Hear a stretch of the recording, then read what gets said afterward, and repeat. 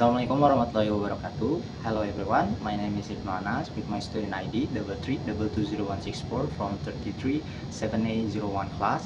So today I'm going to present to you about the cross-cultural understanding for my segment to final term as a score. So today we'll discuss two things, which part one is oral presentation and the second part is case study.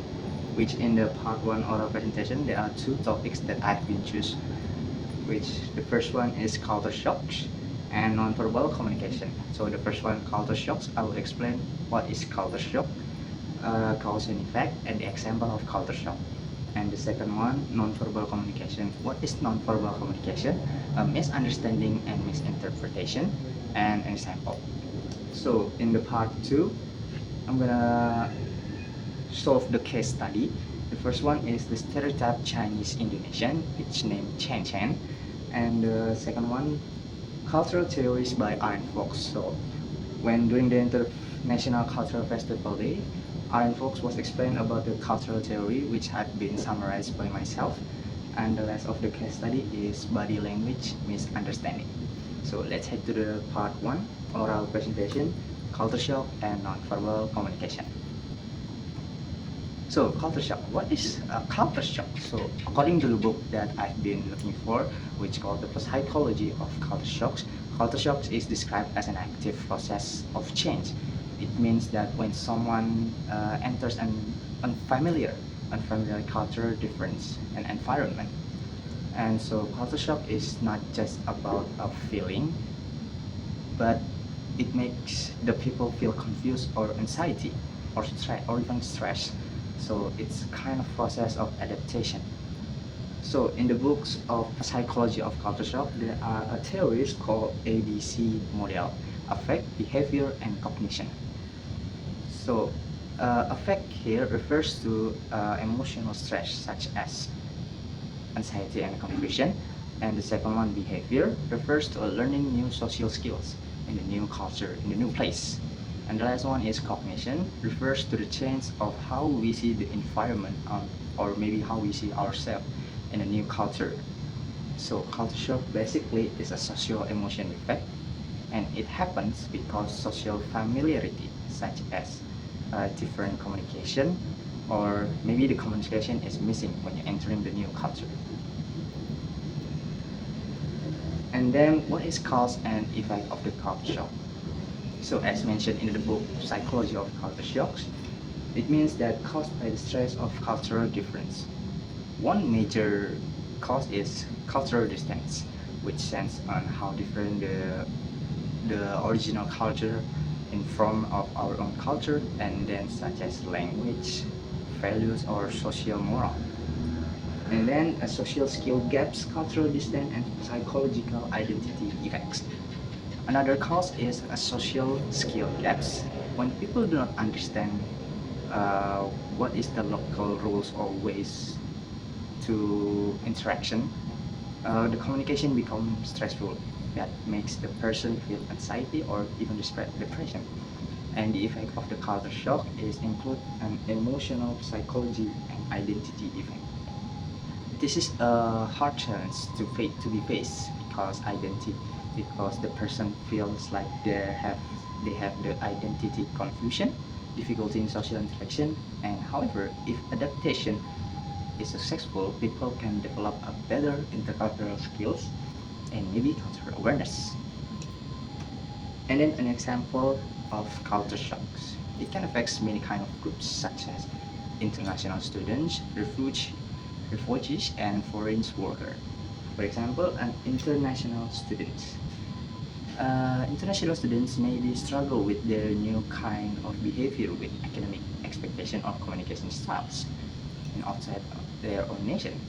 And foreign workers maybe misunderstand about the workplace culture, how they work originally or in any different culture. And then the refugee maybe experience an identity conflict, which means they lost and feel confusion about their own identity in a new place. And this kind of examples shows that the culture shocks maybe is a common experience in a cross-cultural interaction. So the first part about the part one oral presentation is about culture shock, and the next one is non-verbal communication. And I will explain it just a little bit. So according to the book with the title is Nonverbal Communication in Everyday Life, nonverbal communication is communication without words. It means that you communicate with people or person with your body language, with your gesture, with your facial expression, or maybe with your tone of voice. So when people send and receive a message, he can understand about that signaling systems. And nonverbal communication also often focuses on the emotional meaning, how you express yourself without any kind of words. So even when we do not speak, our body will be understand to communicate the message through the gesture. And the next part is the misunderstanding and misinterpretation about nonverbal communication.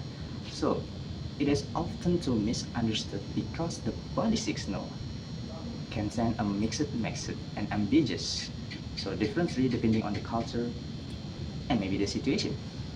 For example, an ambiguous meaning message happen. Mixed message happens when the verbal and non-verbal signal do not match at all. So people usually non-verbal cues and which can cause a confusion. And then the common example of the non-verbal communication is there are many ways to express your or us non-verbal communication, such as including the facial expression, body movement, or maybe a gesture like this, all of which can have a different meaning with also the different culture too. That's the end of the first part about the oral presentation about culture shock and non-verbal communication. So let's head to the second part, case study. The first case study, stereotype of Chinese in Indonesia, and cultural theories by Aren, and the case study, body language misunderstanding. First part, A, case study, stereotype of Chinese and Indonesian. What type of stereotype is presented in this case? And what are the negative impact of this stereotype? Are there any positive impacts, and what specific stereotype? So in this case study, people assume that Chen Chen, the people that mentioned in the case study, is naturally good at math and business because he has a unique ethnic background. From the point of view, it is a positive stereotype because people refer Chen Chen as a good people in math and business because of his ethnic background, but it still can harmful Chen Chen itself. And as the emotionally, Chen Chen maybe feel pressured or unwanted by the people. When she does not meet the expectation, socially people may judge her by its looks. So are there kind of any positive impacts? The positive impacts is Chen Chen is seen as a good people by his own ethnic background. So what kind of specific stereotype is highlighted in this case? This stereotype is a cognitive issue. According to the psychology of culture shock, this is called the C part from the ABC theory, the C part cognitive. This stereotype is a cognitive issue, which people use label instead of seeing their own individuals as a unique person. So the next one is B, cultural theories by Mr. Aren during the International Culture Festival Day. And this material has been concluded by myself, which he emphasized the main problem of communication is not how good you are in English or how native you are, but in actual meaning you deliver the message, the language. So for example, in the British culture, saying this part is weak, it means that in British culture we have a constructive feedback. It's not criticism, but when we see when our culture, in Indonesian culture especially, the direct feedback is often seen as a criticism. So he also explained the sentence, the up to you trap. The up to you trap in British culture, it means respect. It means they give all their trust to you, but in Britain it can mean indifferent. In Indonesian culture it can mean different because it doesn't, I don't owe anymore or I don't care about it. That's why it's up to you trap is different explanation. So to solve this Aren Fox mentioned the 4-step system, which the first one is with strengths, build your team strength, build your strengths in communication, and suggest an improvement to deliver your message, deliver your language, and invite the input, which means you deliver your own message on the language and check the misunderstanding itself. And the last of the case study is body language misunderstanding. This last case study is about Amran, which he misinterpreted with his American friends about the greeting. So Amran feel confused when his American friend raised a hand as a greeting. In Indonesia, this gesture usually means stop. So how does the situation show that body language can lead to culture shock? What cultural factor influence the meaning of body language in this case? And what negative effects might this understanding? And what problem-solving strategies can help Amran to handle this situation? So I'll explain this kind of question in one conclusion. This kind of misunderstanding makes Amran feel anxious, which means in Indonesia culture, waving your hand at your friend, it means to stop. So that's why he feels confused when the American friends raise a hand as a greeting. This shows that the body language is a culture specific and can lead to culture shocks if people are not familiar with local meanings. So this learning the culture shocks and specific behavior can help reduce this problem. So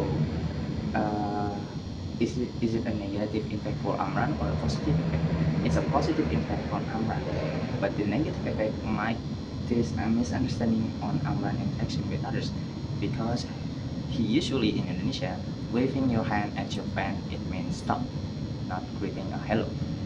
So I think that solved the answer of all these 4 questions, and that's it, the last of my presentation about part 1 oral presentation, culture shock and non-verbal communication, and case study, stereotype Chinese-Indonesian, communication theories by Aren Fox, and body language misunderstanding. And this is my kind of bibliography which I took from 2 books. The first book is called The Psychology of Culture Shock, and the second one is Non-Verbal Communication in Everyday Life. I think that's enough from my presentation, for my today's material, for my final term test assignment.